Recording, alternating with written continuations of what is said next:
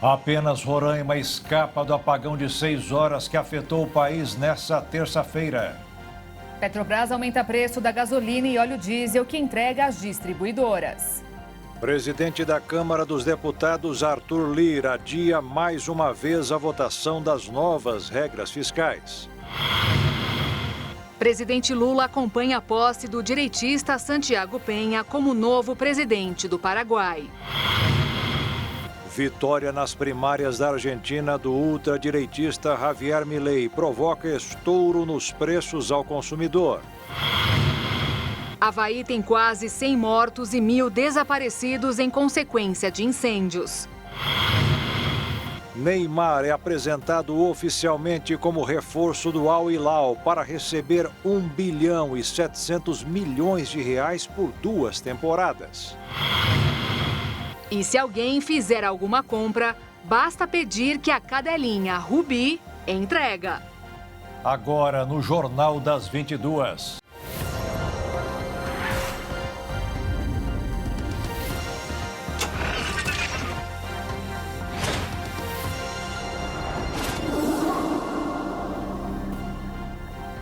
Olá, boa noite. Boa noite.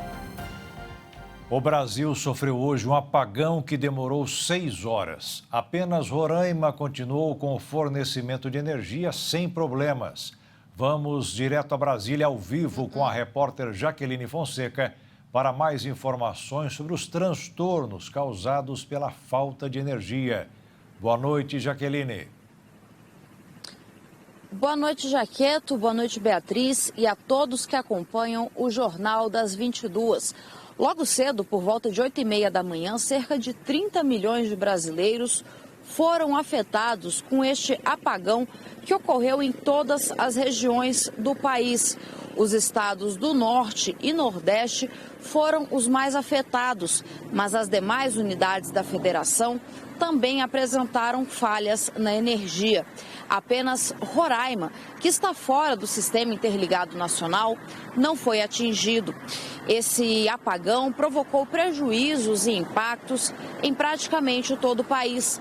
No trânsito, com o desligamento de semáforos, no transporte coletivo, especialmente no metrô. Também houve problemas no abastecimento de água e até na prestação de serviços básicos como os de saúde. Aulas foram suspensas em escolas e faculdades e o comércio também sentiu um impacto. Mas o que todo mundo quer saber é o que provocou este apagão. Bem, hoje à tarde, o ministro de Minas e Energia, Alexandre Silveira, convocou a imprensa para tentar apresentar esta explicação. Segundo o ministro, 2 falhas ocorreram simultaneamente, o que provocou um desligamento por segurança. Uma destas falhas foi localizada no Ceará, mas ainda não se sabe qual foi a natureza deste problema. Se houve uma falha técnica, uma falha humana ou até mesmo sabotagem. É extremamente raro que aconteça o que aconteceu no episódio de hoje, mas que foi um fato e causou a interrupção na região norte e nordeste e por uma contingência planejada da ONS, ela minimizou a carga das regiões sul, sudeste e centro-oeste para que não houvesse a interrupção total dessas regiões. Bem, e o que acontece agora?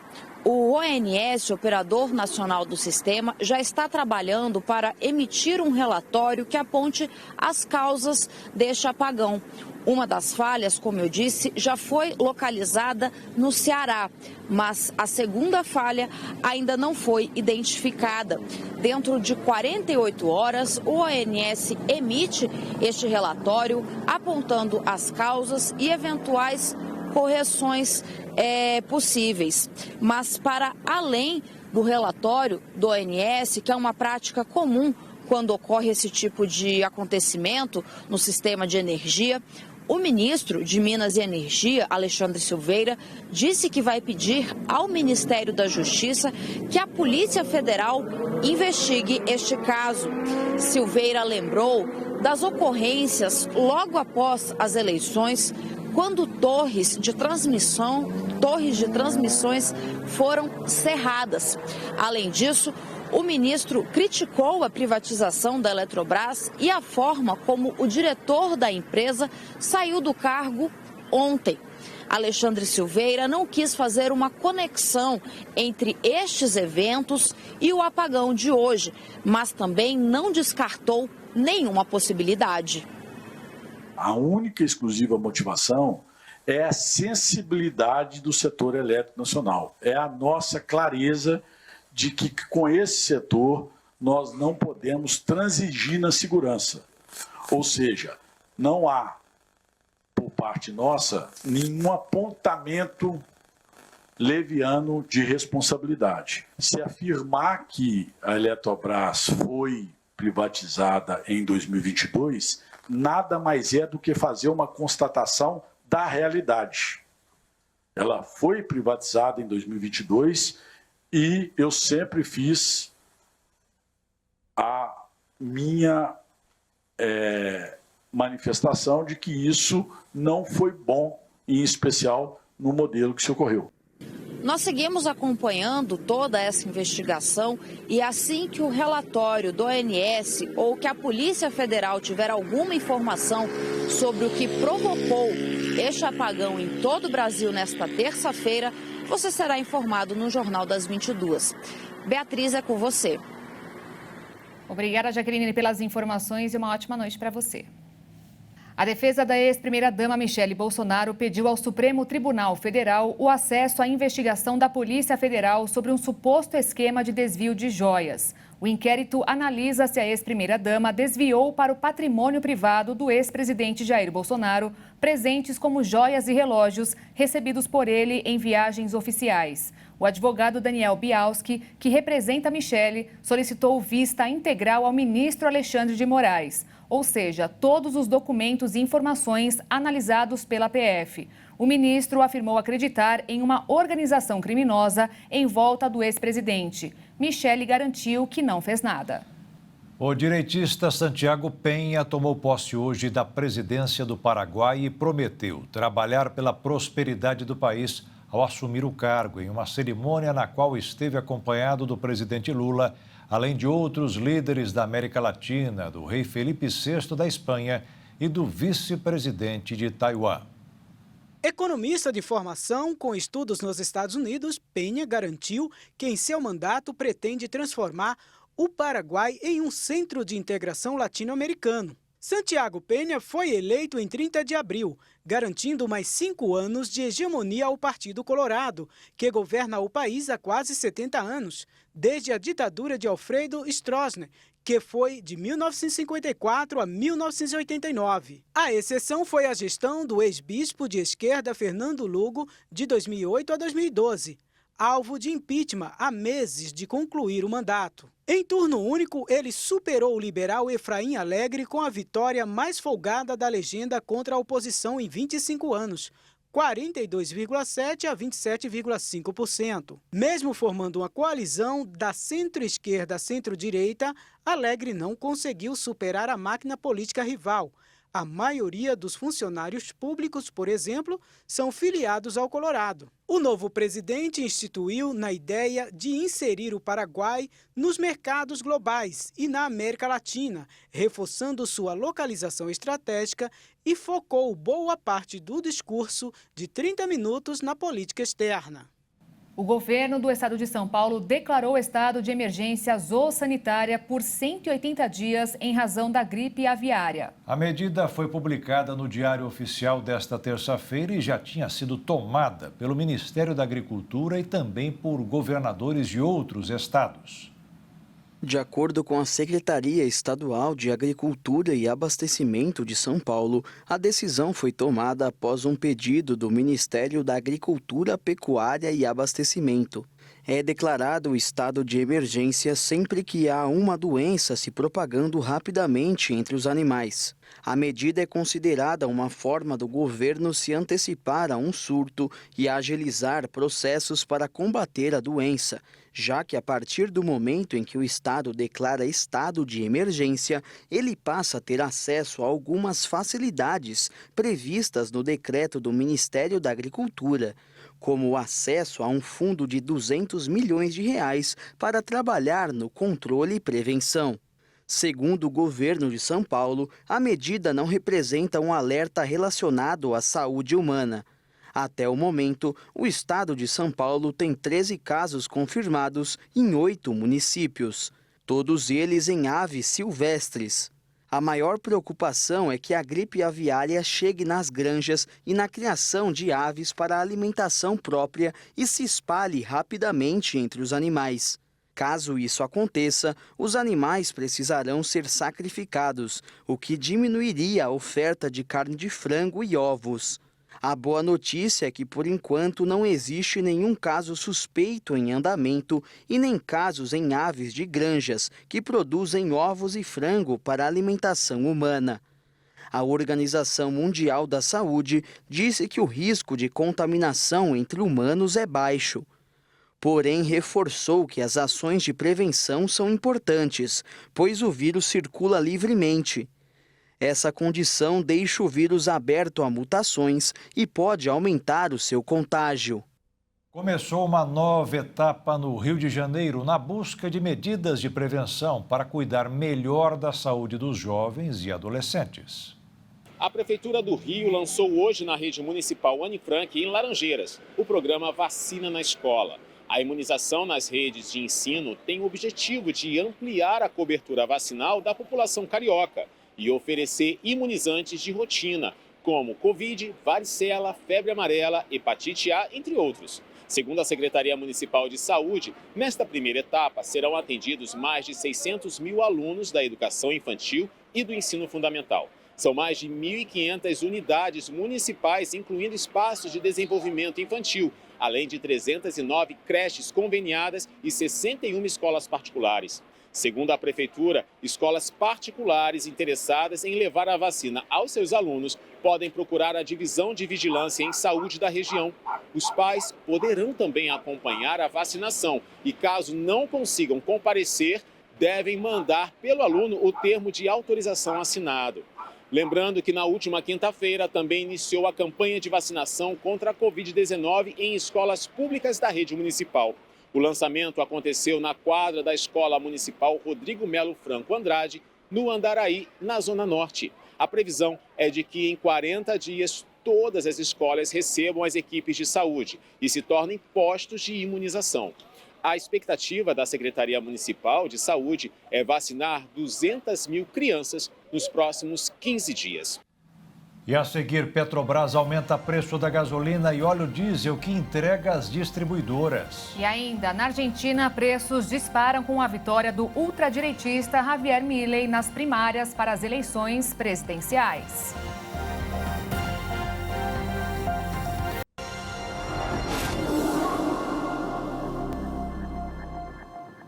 A Petrobras aumentou o preço da gasolina e do diesel nas distribuidoras. O reajuste vai começar a valer a partir de amanhã. O aumento anunciado é de 41 centavos no preço da gasolina e 78 centavos no valor do diesel. Assim, o preço médio do litro do diesel passa a ser de R$ 3,80 e o valor do litro da gasolina sobe para R$ 2,93 nas distribuidoras. Agora, o valor cobrado ao consumidor final no posto é sempre maior.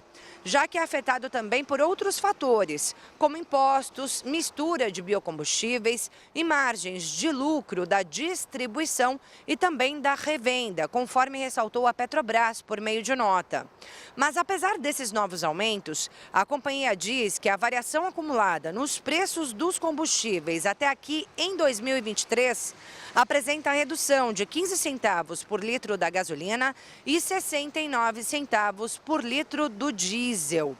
Bem, de qualquer forma, os consumidores precisam preparar o bolso, porque já vão começar a encontrar nas bombas os reflexos dos reajustes aplicados agora para as distribuidoras. A ministra do Planejamento e Orçamento, Simone Tebet, disse hoje que o governo poderá passar um pente fino nos gastos sociais para zerar as contas públicas. Segundo ela, existem fraudes em alguns pagamentos, tanto na Previdência como no Cadastro Único. Simone Tebet garantiu que não estava falando em diminuir, mas em aprimorar o pagamento das despesas.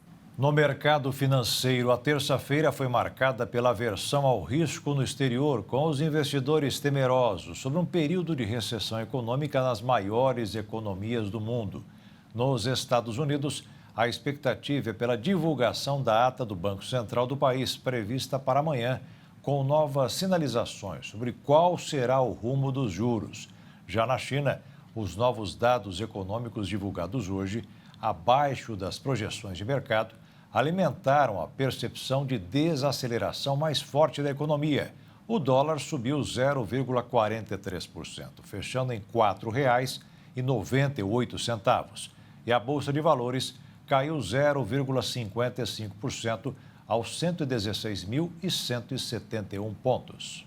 Uma televisão 4K de 55 polegadas foi anunciada por apenas R$ 105 em um hipermercado em Goiânia, capital de Goiás. E o resultado foi uma briga generalizada entre os clientes.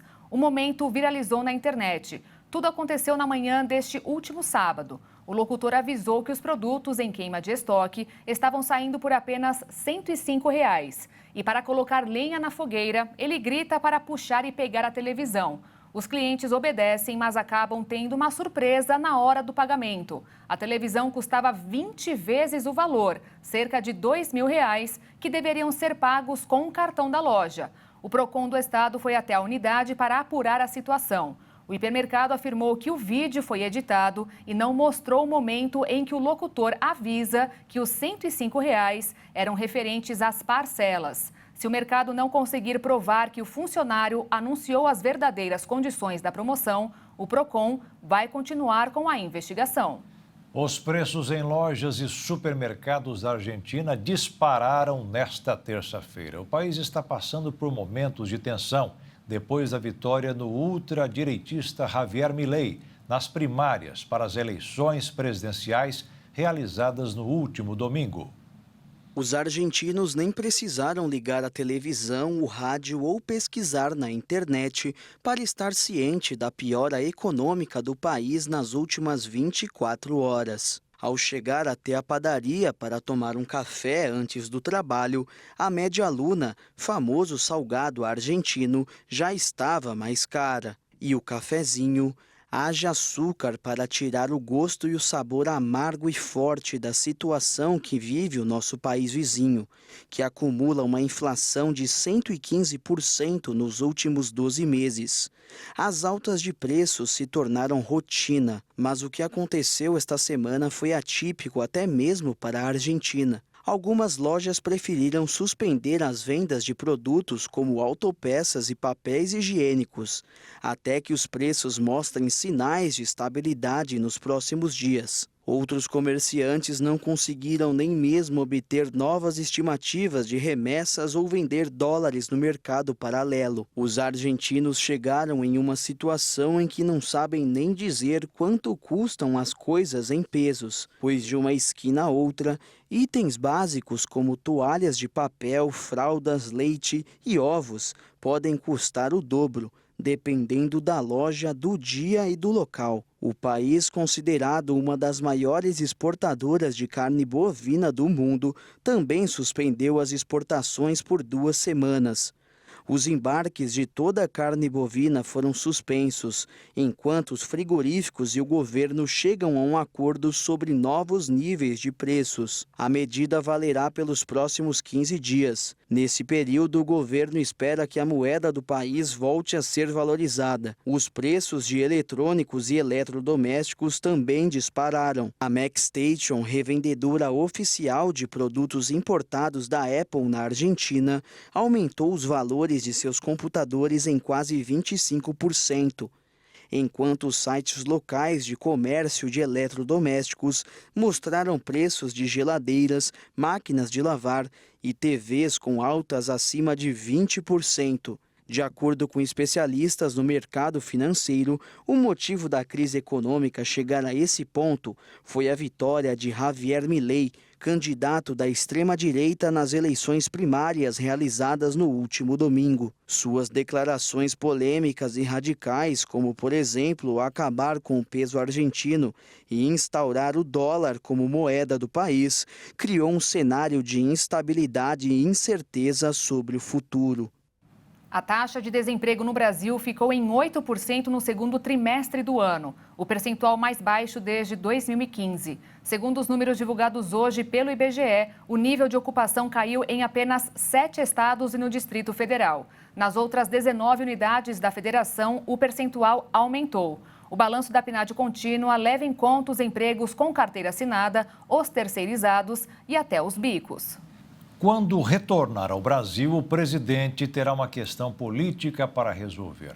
O presidente da Câmara dos Deputados, Arthur Lira, de Alagoas, adiou para a semana que vem a votação das novas regras fiscais do país. A decisão foi tomada depois de uma divergência com o ministro da Fazenda.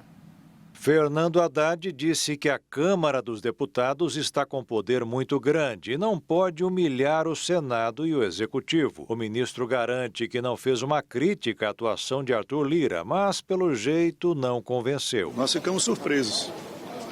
Eu, como disse na minha nota, eu acho que foi inapropriado. Talvez um relaxamento excessivo do ministro numa entrevista. Não temos interesse nenhum em promover nenhum tipo de acirramento de ânimos, mas o posicionamento foi necessário. As novas regras fiscais são muito importantes para a formulação do orçamento do ano que vem. O deputado Arthur Lira disse que adiou a votação, porque as regras sofreram profundas alterações no Senado e devem ser melhor estudadas. Mas o que parece estar atrapalhando tanto é a negociação de uma reforma ministerial. Os progressistas de Arthur Lira e os republicanos querem uma nova pasta. A escolha dos nomes já estaria acertada, mas a pretensão aumentou. Os republicanos também querem o Ministério do Desenvolvimento Social, que comanda o Bolsa Família e garante muita visibilidade na distribuição de recursos. Está aí uma equação para o presidente Lula resolver. Conta difícil, até porque ninguém deve esquecer que os partidos satisfeitos garantem votos em vários projetos. Quando não são atendidos, mudam o discurso. Esse processo é um processo que aconteceu em todos os governos, da redemocratização até agora. É o famoso problema dos governos de coalizão. O governo se elegeu, não elegeu maioria no Congresso e tem que fazer essa maioria de uma maneira organizada, que compete a ele. O Supremo Tribunal Federal suspendeu hoje o julgamento da revisão da vida toda dos benefícios do INSS, como pensões e aposentadorias. O motivo foi um pedido de vista do ministro Cristiano Zanin para ter mais tempo de analisar o tema antes de votar. A regra do Supremo estipula um prazo de até 90 dias corridos para o ministro devolver o processo para julgamento. É analisado um recurso do INSS sobre pontos da decisão da Corte que permite o recálculo da média salarial, considerando todas as remunerações do trabalhador, incluindo aquelas anteriores a 1994. Até a suspensão, só o relator ministro Alexandre de Moraes havia votado. Afuá, cidade no arquipélago do Marajó, prova que é possível viver sem motos e carros. No local chamado de Veneza Marajoara, bicicletas e adaptações dela são usadas no transporte de pessoas, a passeio ou em serviços. Os meios de transporte de Afuá, além de criativos, são ecologicamente corretos, não poluem o meio ambiente e atendem às necessidades da população. Algumas bicitaxis ganham nomes próprios, como o Bate Ferrari, a união de duas bicicletas com aros e bancos que lembram traços do super-herói Batman, fazendo ainda a alusão ao carro italiano de luxo. A população da cidade é bem criativa. Outros moradores investem nas bicitaxis, incluindo lataria que escondem os pedais e acessórios como som e luz, a partir do uso de bateria, aproximando a estética de seus veículos aos carros de verdade. A peculiaridade local foi foco de estudo. Uma pesquisadora procurou entender em sua dissertação os processos de criação e uso vividos com o bicitaxi a partir da experiência social em Afuá. O município fica em área de várzea, próximo à foz do rio Amazonas. Grande parte da cidade é suspensa em palafitas e as ciclovias estão sobre elas, em avenidas de madeira ou pavimentadas. Em Afuá, há bicitaxis que ganharam nomes de acordo com o uso e serviço. A bicilância, por exemplo, é quase uma ambulância, mas os socorristas pedalam para transportar pacientes ao hospital da cidade. O serviço de coleta de lixo também precisou ser adaptado à realidade da região e é feito com carregadores produzidos com madeiras, sob duas rodas. Criador do primeiro bicitaxi, Raimundo Souza, de 55 anos, conhecido como Sarito, idealizou o veículo em 1995, pensando na junção da bicicleta com o táxi, para levar mais crianças para passear. As crianças gostaram e as pessoas começaram a se adaptar a andar com o novo veículo. Ele conta que o nome foi a junção de bicicleta com táxi e, a partir daí, começou a cobrar para transportar as pessoas. A produção do novo transporte caiu no gosto da população e as pessoas ganharam autonomia nas adaptações. Hoje, a gente depende do bicitaxi porque ele serve para muitas coisas, explica o seu Sarito. O exemplo da cidade de Afuá é muito útil para o meio ambiente. E veja a seguir, aumenta casos de infarto em mulheres jovens no Brasil e menos da metade recebe atendimento adequado. E veja também, Avaí tem quase 100 mortos e 1.000 desaparecidos em consequência de incêndios.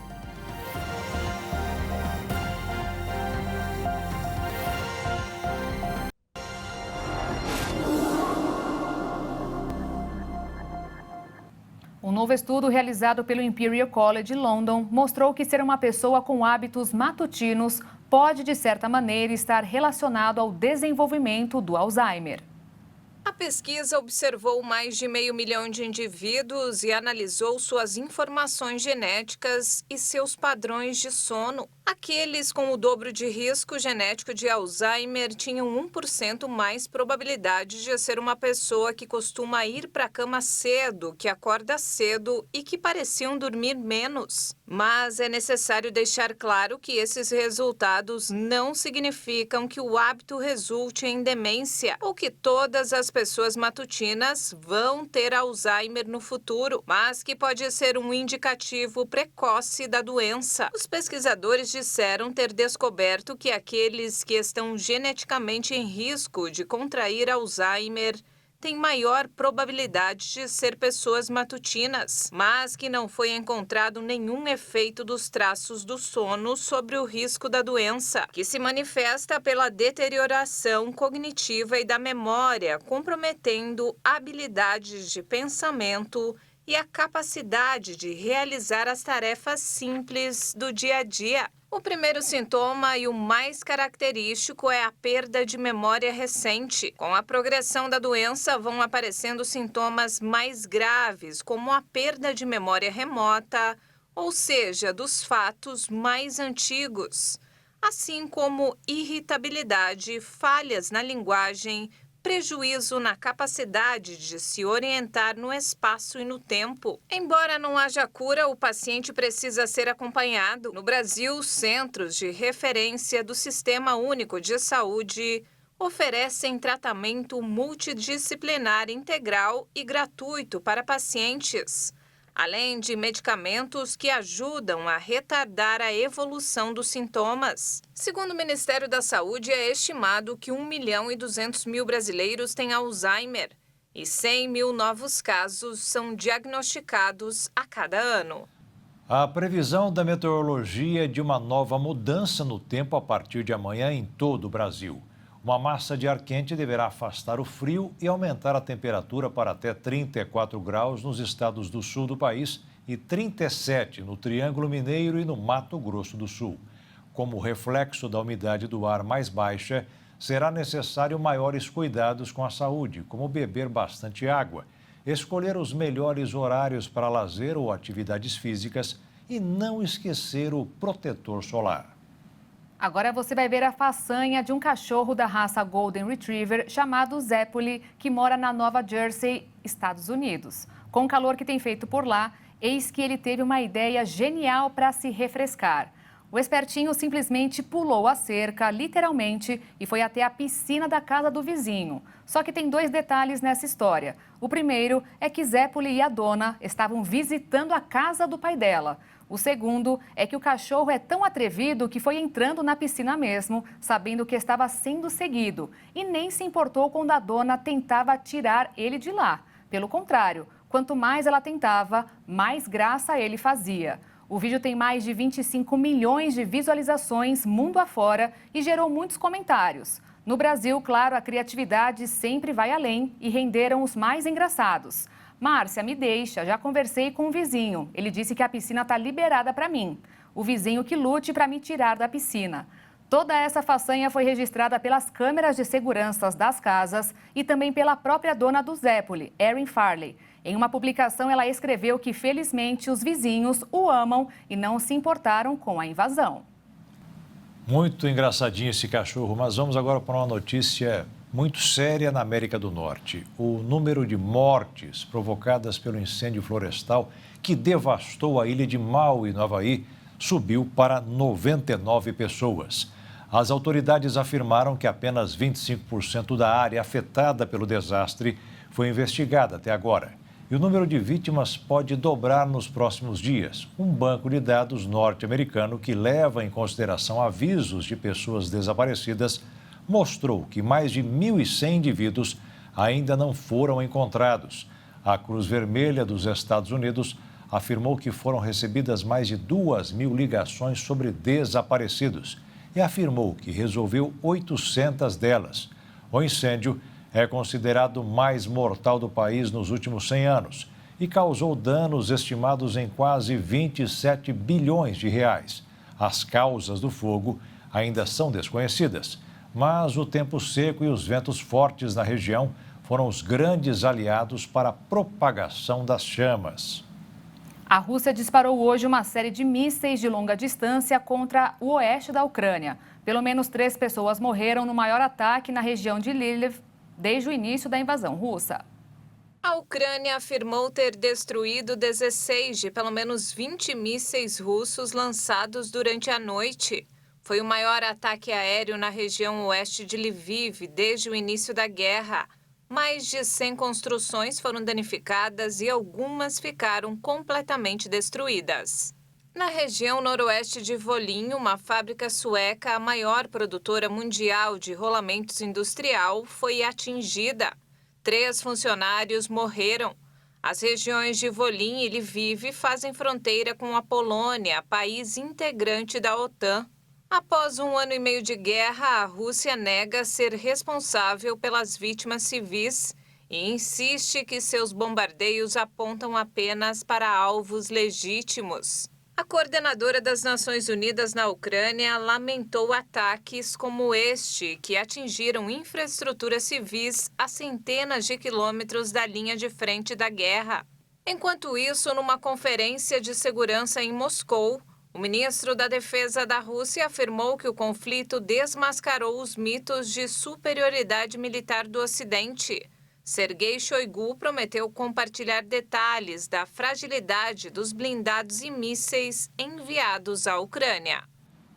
A mortalidade por infarto entre mulheres jovens no Brasil está crescendo cada vez mais e menos da metade delas recebe o tratamento adequado para prevenir ou tratar esse problema. Os dados alarmantes sobre a saúde do coração feminino são da Sociedade Brasileira de Cardiologia, que também chama atenção para todas as falhas, desde a prevenção, descoberta e tratamento do ataque cardíaco, assim como de outras doenças agudas que afetam o sistema cardiovascular das mulheres. Um levantamento feito pelo Instituto Nacional de Cardiologia mostrou que, entre 2008 e 2022, o número de internações por infarto aumentou no Brasil. Entre os homens, a média mensal passou de 5.282 para 13.645, alta de 158%. Entre as mulheres, a média foi de 1.930 para 4.973, aumento de 157%. O envelhecimento e a obesidade estão entre os fatores de risco.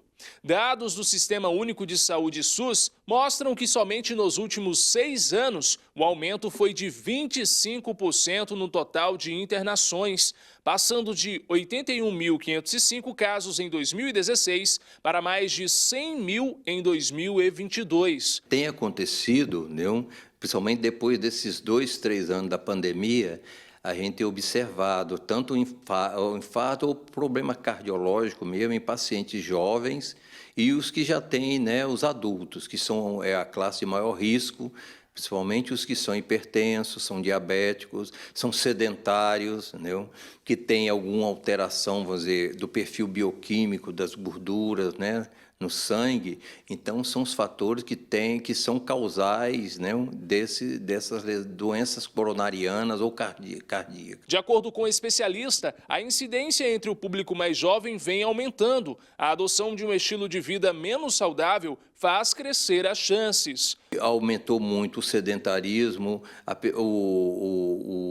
pessoa, né, como ficou mais em casa, ela ficou abusando muito dos lanches, né, que é feito, né, principalmente agora com a facilidade da entrega, né? Traz de casa, né? Faz o pedido e leva. Então, essa ingestão de alimentos que não são muito saudáveis aumentou muito. E muitas pessoas também, com a própria pandemia, deixaram de fazer o seu controle, né, procurar o seu médico, fazer os exames de rotina, ficou às vezes só usando a medicação que já utilizava de rotina, os antihipertensivos, antidiabéticos, né, e não fez o controle. E muitos até abandonaram, pela dificuldade de chegar ao médico, eles abandonaram o tratamento. Então, isso aumentou muito o número de casos de infarto, parada cardíaca, crise hipertensiva, AVC, aumentou muito. Sabendo dos riscos, Iracema procura andar na linha, optando por uma alimentação regrada e pela caminhada diária. Gosto muito, né, de ter uma boa alimentação, fazer uma boa alimentação, porque eu acho isso muito importante. Afinal de contas, nosso remédio, né, é a nossa alimentação. Além dessa questão da alimentação, no dia a dia costuma fazer algum exercício físico, alguma coisa assim? Sim, costumo fazer o exercício físico. No momento não estou na academia, mas pretendo mais, assim, sempre fazer caminhadas, isso assim, ajuda muito, né, a questão de saúde. A Sirlene não é diferente. Ela ainda busca passar regularmente por especialistas para acompanhar como está a saúde. Graças a Deus, como está indo tudo ok, eu vou ano em ano, entendeu? Tenho muito cuidado assim, com a alimentação, né? É mais ali, fruta, verdura, assim, né? Já passei até pelo nutricionista. Um estudo feito em 60 países apontou que quanto menor a renda per capita e o nível educacional de uma população, os indicadores da saúde cardiovascular são piores, aumentando a mortalidade por infarto. O problema maior é que a doença muitas vezes não apresenta sintomas. O infarto, né, vamos dizer, um paciente que tem um colesterol alto, ele pode formar placas de gordura nas coronárias, né, e no início o paciente não tem sintoma nenhum. Quando já começa a sentir, é porque já tem uma obstrução coronariana acima de 50% do vaso que está sendo lesado. Então é isso. Então com essa alimentação rica em sal, que às vezes pode provocar aumento da pressão arterial, aumento da frequência cardíaca, pode haver uma obstrução de uma coronária e ele ter um infarto. De acordo com a Sociedade Brasileira de Hemodinâmica e Cardiologia Intervencionista, cuidar da saúde do coração é um dos maiores desafios da saúde no país.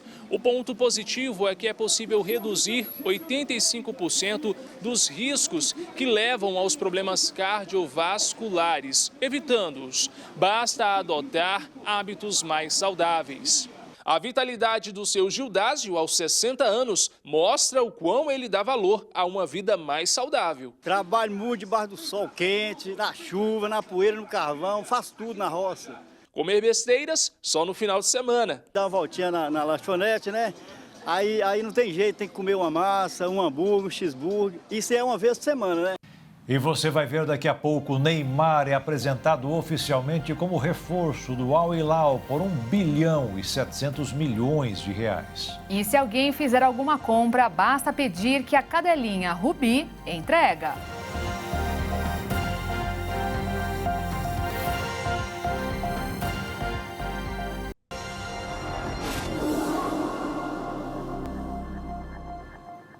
A atriz Léa Garcia morreu hoje aos 90 anos de idade em Gramado, Rio Grande do Sul. A atriz sofreu um infarto na madrugada, horas antes de ser homenageada com um troféu no Festival de Cinema de Gramado pelo conjunto da obra. A informação foi confirmada pelos familiares nas redes sociais. Nascida em 1933 no Rio de Janeiro, a carioca era filha de uma modista e de um bombeiro. Com uma carreira nas telonas de fazer inveja, Léa fez sucesso desde muito cedo. Em 1959, aos 26 anos, ficou em segundo lugar no prêmio de melhor atriz no Festival de Cannes, por sua interpretação em Orfeu Negro, um longa que venceu o Oscar de melhor filme estrangeiro. Léa Garcia foi uma das primeiras atrizes negras da televisão brasileira e, sem dúvidas, uma das maiores personalidades da história da cultura afro no país. O craque Neymar é o novo jogador do Al Hilal da Arábia Saudita. Nesta terça-feira, o clube anunciou oficialmente a contratação do atacante, que assinou contrato por 2 temporadas. O brasileiro é um dos principais nomes a deixar o futebol europeu para fazer parte da transformação promovida pelo governo saudita na liga local. Cristiano Ronaldo, Benzema, Kanté, Firmino, entre outros nomes do nível mais alto do futebol mundial, já tinham sido seduzidos pelas cifras milionárias oferecidas. Neymar vai ser companheiro de trabalho de nomes conhecidos do futebol brasileiro, como os atacantes Malcom e Michael, com passagens por Corinthians e Flamengo, respectivamente, além de ser comandado pelo treinador Jorge Jesus, com passagem marcante pelo rubro-negro carioca. Em 6 temporadas pelo Paris Saint-Germain, onde sofreu com diversas lesões, Neymar marcou 118 gols em 173 partidas. Ele venceu 5 títulos do campeonato francês e 3 Copas da França, mas não conseguiu levar o PSG ao título da Champions League, grande sonho do clube parisiense. Hoje é dia dos solteiros aqui no Brasil. A origem da data é desconhecida, mas se 12 de junho é dedicado aos namorados, alguém achou justo criar uma data para os que ainda não encontraram seu par. Segundo o último censo do IBGE, o número de pessoas solteiras no Brasil é maior que a quantidade de pessoas casadas. São 81 milhões de solteiros e 63 milhões de casados. No Distrito Federal, até 2021, havia 1 milhão e 100 mil solteiros. A justificativa para ser single vai desde manter o estilo de vida até curar feridas passadas ou se dedicar melhor a si mesmo. Mas o principal argumento é ter mais liberdade. De acordo com uma especialista em terapia de casal e família, a liberdade é fundamental para as pessoas que optam por viver sozinhas. A vantagem de ser solteira é que você pode investir mais tempo no aprimoramento pessoal e com mais consistência. Porém, é necessário estar sempre em alerta para não tornar-se uma pessoa egocêntrica, autocentrada, achar que o mundo deve girar ao seu redor. O tal do amor próprio pode te conduzir à solidão, pois você acaba tornando-se autossuficiente. E o grande lance da caminhada da vida é você compartilhar momentos e coisas com pessoas. Então, você que é solteiro, não deixe de acreditar que daqui a pouco você vai encontrar o amor da sua vida e serem felizes juntos para sempre. A galáxia de Maze, avistada pelo telescópio espacial James Webb no último ano, é uma das mais antigas já vistas no universo. Formada há cerca de 13 bilhões e 400 milhões de anos, a galáxia recebeu este nome em homenagem à filha do astrônomo que a viu pela primeira vez. De acordo com um artigo publicado na revista Nature, embora a galáxia não seja tão longeva quanto pensava a equipe de astrônomos da Universidade Norte-Americana do Texas, ela ainda é uma das 4 mais antigas já observadas e foi uma das primeiras galáxias distantes já identificadas pelo James Webb, além de ser a primeira a ser confirmada espectroscopicamente. Para avaliar o quão antiga é uma galáxia, os astrônomos tentam inferir quando a luz observada saiu do objeto. Isso é feito medindo o desvio para o vermelho, ou seja, a quantidade de cor que foi deslocada devido ao seu movimento de afastamento. De acordo com os pesquisadores, quanto mais voltamos no tempo, maior é o desvio para o vermelho de um objeto. As estimativas são feitas com fotometria. O telescópio espacial da NASA foi projetado para enxergar em grandes distâncias por conseguir identificar a luz infravermelha muito bem. À medida que a luz viaja dos rincões do espaço até aqui, a expansão do universo estica o comprimento das ondas luminosas, que diminuem de frequência. Por isso, em astronomia, enxergar longe significa visualizar bem o vermelho e as cores invisíveis abaixo dele. A equipe da pesquisa científica de liberação antecipada da evolução cósmica, responsável pelo estudo, solicitou medições de acompanhamento com o instrumento eletroscópico NISPEC do James Webb.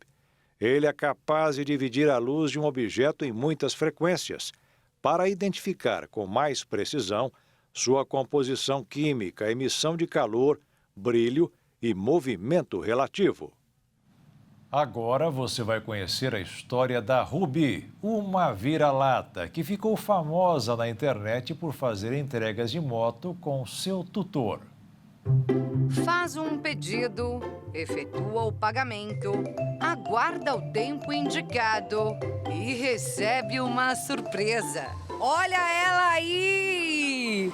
A senhorita que é a Maria Clara? Oi! Chegou aqui a sua encomenda. Minha encomenda tá ali ou tá aqui nesse? Só quando é pequenininha. Hoje a sua tá ali, né, bebê? Mas ela veio junto entregar, porque afinal é sua ajudante, né? Tá em todas, sempre. Né, pai? Esta é Ruby, a sensação de entregas na capital paulista. Não tem quem não se encante. Mas não tem jeito, olha como é que fica aqui, pessoal, dá uma olhada. Ai, a Ruby é demais. A repercussão do trabalho da cadelinha foi tanta que ela ganhou perfis nas redes sociais. Em um deles tem mais de 380 mil seguidores e no outro quase 230 mil.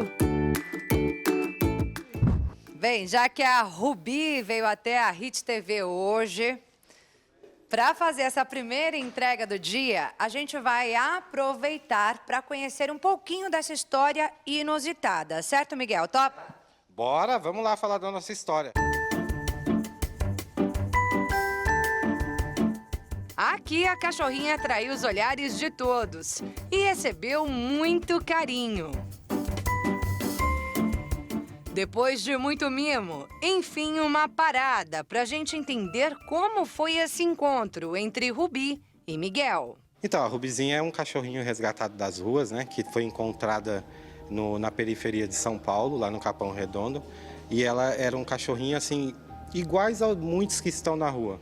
Debilitado, com fome, magra, anêmica, e ela tinha um tumor, TVT. E ela foi castrada e foi extraído o tumor e ela fez quimioterapia e hoje ela está bem. E bota bem nisso! Assim que foi curada, a cadela se mostrou atraída pela moto e pelo trabalho do tutor. Toda vez que eu chegava em casa, abria o portão, ela corria e pulava em cima da moto. E foi assim que ela começou a andar de moto. E depois passou a trabalhar comigo de moto. No figurino, jaqueta de couro, mochila personalizada e capacete cheio de estilo. Assim, a dupla inusitada faz até 5 entregas por dia, a depender da demanda e do clima. E aí tem parada para brincadeira, banheiro, pro almoço, água, carinho e até um cochilo. Depois de tanto sucesso, o Rubi ganhou marca própria e hoje tem até uma lojinha virtual, de onde sai boa parte das entregas que faz com o Miguel.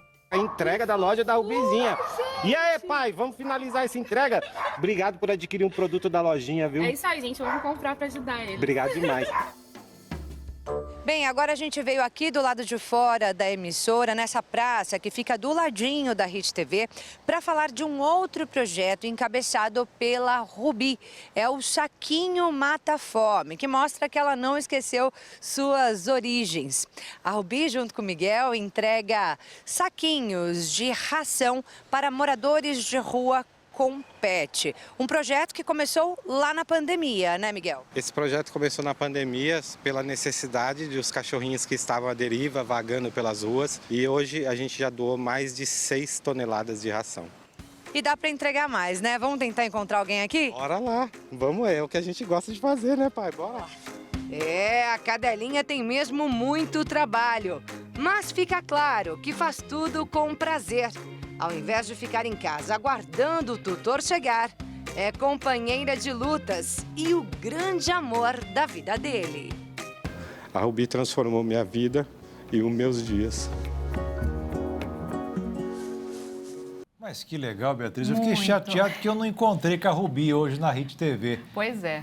Ela dorme cedo, possivelmente, né? Dorme cedo. Você gostou mesmo, Ai. olha só, ficou emocionada, bonito, hein? Amo cachorro. Parabéns a Rubi, esse amigo aí que está fazendo esse trabalho maravilhoso. O Jornal das 22 termina aqui. Obrigada pela sua companhia, um ótimo fim de noite para você e nós te esperamos amanhã. Uma boa noite, fique na paz. Tchau.